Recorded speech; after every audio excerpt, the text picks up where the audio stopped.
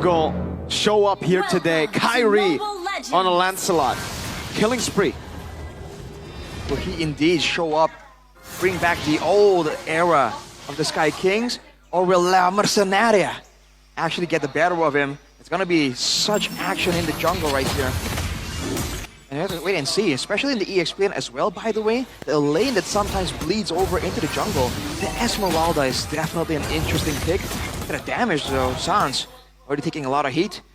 Rains on the Selena, I don't think we've seen it too often. See if they can do something good with it. In fact, we haven't seen it at all this season, Arashi. First pick for Rins this season, so let's see though.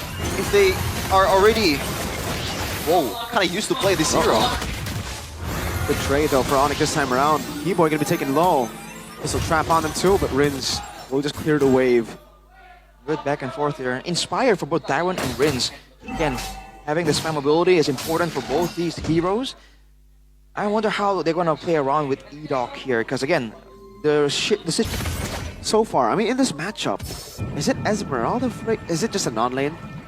I think it's mostly gonna be a non-lane. They prefer to stay healthy, especially before the turtle fight even begins. But in the early game, I think it's gonna skew towards Lupi a bit more, just because of the raw damage in the early game that Hilda has. But the longer the game goes, I don't think it's gonna affect the Esmeralda that much when the items are stacking up.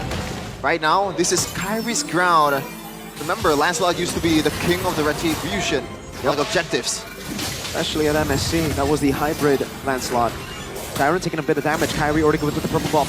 Edoc in the backline, going in. That's going to be Rins who claims it despite two junglers walking up. Kyrie not able to pop into retribution, but the airspray coming down as well. Keyboy taken out by Sutsujin. First blood. Lupi running away. Rins trying to go for the chase. Now RRQ continuing into the enemy jungle. Orange buff control has the shortcut to Lupi. In the bush, looking for the kill. Edoc wants to go for the crash course, bounce and execution, and Edoc gets away. Some intelligent denies on the turtle fight earlier. Both junglers were not able to execute their retries, and it ended up being Rins taking it for himself. 1K already for the King of Kings. That's the Hayabusa with the invulnerability of the shadow kill and the hot shadow. Edoc though. Shortcut over to the top lane. Good night, Lupi. Rins on the board. Sometimes when you see Chip using that ultimate, it feels like it's an unfair hero to put on in Mobile Legends. So we're gonna take a look at the talent prediction by GoPay. It's equal. Oh my. Interesting. I'm just blind faith too, yeah, bro. Let's see, man. Let's see. All right. In the early game, though, RRQ is doing a great job already. And in fact, Edoc, important thing to note there, how he engaged wasn't straight up with the shortcut. He went for the shortcut first and then the crash course afterwards. Oh no, look at this. Thorn Rose used earlier for the airstrike coming down. Edoc will be taken down. Sans picks up the kill in the back line. Rins able to get the kill back. That's an missile arrow that lands. Kyrie with a puncture. Phantom execution to escape. Able to get the Thorn Rose to dodge away from the falling star move. Keyboy with a slam and a missile arrow landing. Get Toy with Rins. And it's Toy who claims the kill 4-1 RRQ. Unfortunately, Salvero was not there to back up his teammates. Toy, good rules right here. So many outplay options. They're able to get the better out of Onic, and now they're trying to control as Lupi tries to get ground, but the turtle just gets deleted. 2 out of 2 for RRQ. This is the start that they're looking for. So they're gonna try to scale up next in the mid game here. This is where it gets a bit more dangerous for Edoc. Exactly. He's looking for a lot of these options, a lot of these moments. I think the main pick-off player here is going to be Rins, though, more than anything. So if Onic really wants to stop RRQ from making too many moves, they could have started in the mid lane. If the lane keeps getting shoved in, right? I mean, yeah, with the shortcut, Rins can appear and still land the Abyssal Arrow, but at least it's a bit more one-dimensional. The timing, at least, will be. Shortcut up top. Kai gonna be caught. No, Phantom. Wow. Execution for him. Rins on a killing spree. You think that Lancelot was a good pick against some kind of heroes like a Chip, but if the numbers are enough to gang him up in the early game, then why not? Why not, indeed? At 2K gold lead right now. So far though, RRQ haven't been able to take any pillars down. That might change soon. There's an arrow lands. Oh no. Still Severo saving the Purified. Pops his box and punished. Keyboy with a flicker out. Oh man, you hate to see it. Purify saved all the way to his death. It's not just one mistake of saving the Purifier. The fact that the arrow landed in the first place, that was a straight line arrow by Renz. He should have banned the map towards the turret at a time. So Vero might be looking towards the collision area, kind of see if he can do something there. Unfortunately, that allows Renz to land the Abyssal Arrow, and he's been pretty aggressively moving forward here, taking advantage of the two forms in the early game. Right now, item-wise, Enchanted Talisman for both Renz and Tyron means that there's going to be even more spells thrown out towards Onic. And their front line is itemizing for physical to try and curb the damage coming through from Toy and Sutsujin. Oh my god. That's what I'm talking about, man. It's gonna skew towards Tyron the longer the game goes. Look at Doc. And this is a concern too, Rashi. Like, who's gonna burst through Tyron when he's having his way in the back line? Savero, he's just gonna feed Tyron with more shield. Sans, it's not really the right target either. Edoc in the flanks again. Sans, can he react? No, he cannot immobilize. Only a defensive phantom execution. Look, taken low. An Abyssal Arrow into the back. Sutsujin claiming a kill. And now with the Quad Shadow back again. A Tsunami Slam. You get Sutsujin, but Arrow lands one more time. Severo trying to survive, but he gets gunned down by Toy. And only Kai is left alive. When you're the King of Kings, everything is your domain. Every place, even the skies, is theirs right now. Even the mid turret was denied away from Kyrie. Oh man, RRQ. Perfect execution there, targeting Sans, the elusive Sans. In the back, look at Edoc though, spring up a trap for Kyrie.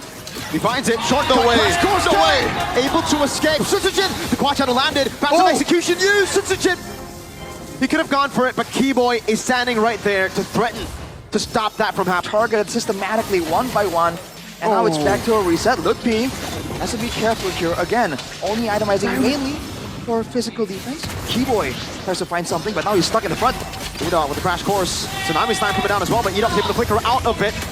Abyssal Arrow lands. Look, P! Gunned down by Toy! My goodness, the space that Tyron is creating, even Edoc as well, Kyrie. Red tree, wrong thrown rolls. That's a puncture and a phantom execution. My lord. Kyrie can run, but RRQ will just use this to take the Lord for free. For all the XP laners out there, this is their dream. Just playing without any plan in mind, just trying to scout as deep as possible in the enemy jungle. Tyron is pretty much unkillable at this point. I don't think he used to Purify once in this game. Nope. Severo in the bottom lane.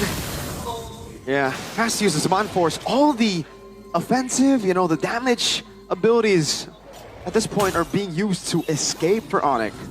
It's just the amount of damage right now that RRQ can output, and on top of that, the amount of crowd control. Again, some of these plays are looking decent, but then the moment an Abyssal Arrow lands, the moment Tyron comes in with the Falling Star Moon, everything just changes immediately, and Onic are forced to react or pay the price. And it's a price they can't afford right now. Even the purple buff, Kyrie zoned out from it completely. Tyron would happily take the siege here. Want to play it safe, it turns out. Might be going in. Didn't land the Hot Shadow. Look at this poke. Rinse. Constant arrows. Tyron is doing whatever he wants. And there's no urgency from RRQ to push out the lane with the Lord, by the way. It's kind of timed. It's kind of collide actually at about the same time, so that might be a coincidence, but might be planned as well. RRQ are going to be pushing the mid side and top side together. These arrows are just chunking down Onic before the fight even begins. Whether it's arrows or hooks, RRQ always excels. Stop it, man. This is getting annoying. Another 3 in a row for Rins. Savero has literally just been a magnet to these. Okay, at least it's not 4 in a row. I guess Rins has just been saving this pick all this time. This is his debut on a Selena. What better time to bring it out? You bring in a new coach, you bring in the new picks that we've been hiding. Esmeralda and Selena there, hidden completely until the second phase. That was definitely surprising.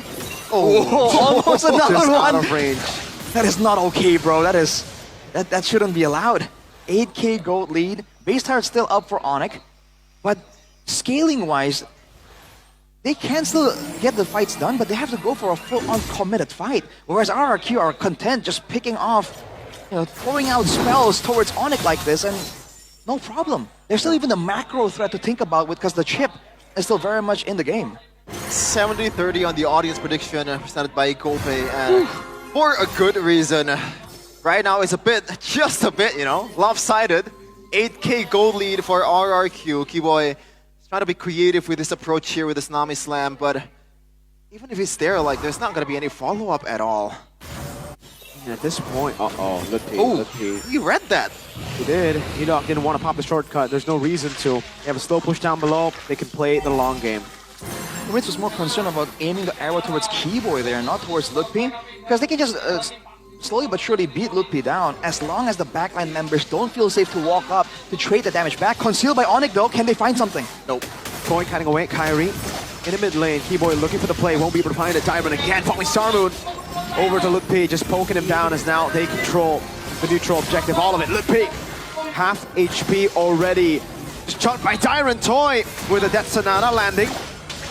Onic are struggling to find an entrance. Tyrant still zoning in on the crash course. Lutpi taken down by Toy, who gets a double. Rin's unable to find the Abyssal Arrow, but RRQ have found enough. Another free Lord. What do you do? What is the answer? I was gonna say it's gonna take some Kyrie magic. Lord stolen to turn this thing around, but RRQ didn't even let Kai go near their vicinity. The issue right now is how one-dimensional the engage is for Onic. The fact that it's only Keyboy that can really be a real threat towards Tyron, and even then he has to purify. So he can just stand there, start damaging Keyboy and Lutpi, and they can't do anything about it. And the Esmeralda is so sustainable. It's a shield-based Uranus basically. So Onic can't even trade back the poke. And now with the Lord, RRQ wants to play Conceal. Edoc threatening again, getting the space, falling Star Moon to help and escort the Lord into the base. Amon 4's already used. Up top, Thorn Rose in the mid lane together with Sans to clear it out. Abyssal Arrow does not land, but there's another mini wave coming down in the mid lane as Edoc will try to use this crash course, and Abyssal Arrow lands on Sabero, forcing the Purify out. Big info. Lutpi caught us again!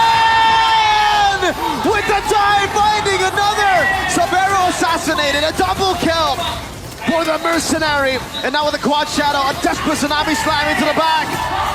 Kyrie will be Sutsujin's triple. The Sky Kings will have to bend the knee in game one. First half, it's RRQ.